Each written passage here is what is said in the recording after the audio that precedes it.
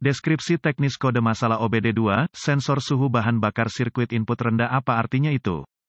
Kode masalah diagnostik (DTC) ini adalah kode powertrain generik, yang berarti berlaku untuk kendaraan yang dilengkapi dengan OBD2, Nissan, Ford, Fiat, Chevrolet, Toyota, Dodge, Dell. Meskipun generik, langkah perbaikan spesifik dapat bervariasi tergantung pada merek model. Dalam pengalaman saya, kode yang tersimpan P0182 berarti modul kontrol powertrain (PCM) telah mendeteksi sinyal tegangan dari sensor suhu bahan bakar atau sirkuit yang lebih rendah dari yang diharapkan. Sensor suhu bahan bakar yang telah saya bahas telah terintegrasi ke dalam sensor komposisi bahan bakar A mengacu pada area sirkuit yang berlawanan dengan sirkuit atau komponen tertentu. Sensor komposisi bahan bakar dirancang untuk memberikan PCM komposisi bahan bakar yang akurat dan analisis suhu bahan bakar, biasanya berukuran kecil. Sensor komposisi bahan bakar adalah perangkat terkomputerisasi yang ditemukan sejajar antara tangki bahan bakar dan rel bahan bakar. Persentase etanol, air, dan kontaminan lainnya dalam bahan bakar dipantau oleh sensor komposisi bahan bakar saat melewatinya. Representasi tegangan gelombang persegi adalah input ke PCM sesuai dengan tingkat kontaminasi dalam bahan bakar. Frekuensi bentuk gelombang yang lebih pendek menunjukkan persentase kontaminasi bahan bakar yang tinggi. Frekuensi bentuk gelombang juga dapat digambarkan sebagai posting vertikal dari pola. Persentase etanol hadir dalam bahan bakar biasanya dikategorikan secara independen dari kontaminan lainnya. Kendaraan bahan bakar fleksibel dapat berfungsi secara efisien bahkan jika tingkat komposisi bahan bakar setinggi 85% etanol. Temperatur bahan bakar dihitung sebagai lebar pulsa atau bagian horizontal dari gelombang. Semakin lebar sinyal lebar pulsa, semakin tinggi suhu bahan bakar melewati sensor komposisi bahan bakar. Sebagian besar sistem menggunakan lebar pulsa yang bervariasi antara 1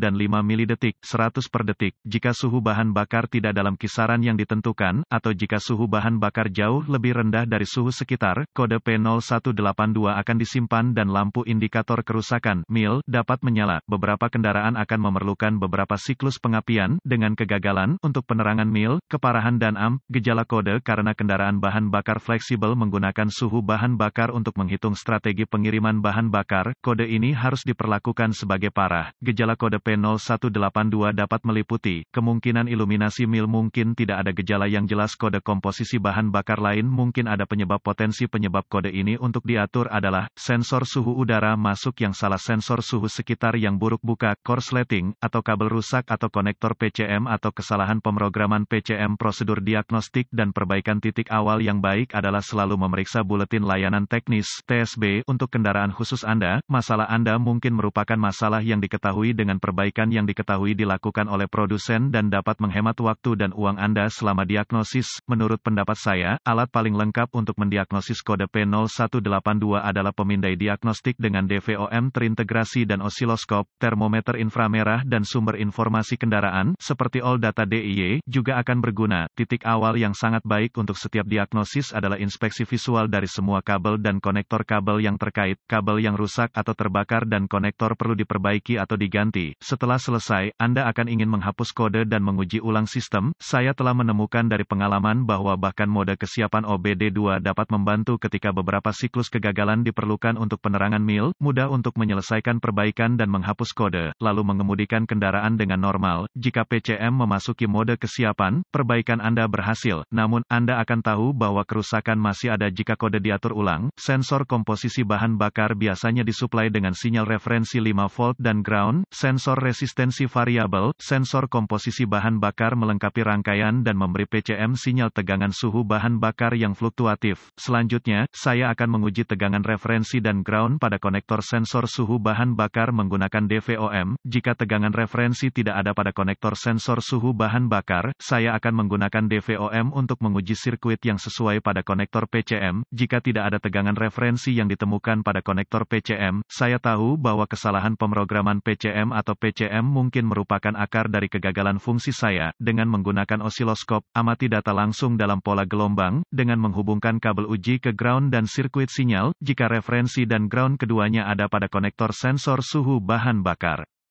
Bandingkan suhu bahan bakar aktual, diperoleh dengan menggunakan termometer inframerah, dengan suhu yang dipantulkan oleh pola bentuk gelombang pada osiloskop. Jika suhu bahan bakar, tercermin oleh sensor suhu bahan bakar, gagal bertepatan dengan termometer, saya akan curiga bahwa sensor suhu bahan bakar rusak. Catatan diagnostik tambahan, catatan, putuskan sambungan semua pengontrol terkait sebelum menguji resistansi sirkuit dengan DVOM, gunakan DVOM untuk menguji resistansi sensor suhu bahan bakar sesuai dengan rekomendasi pabrikan.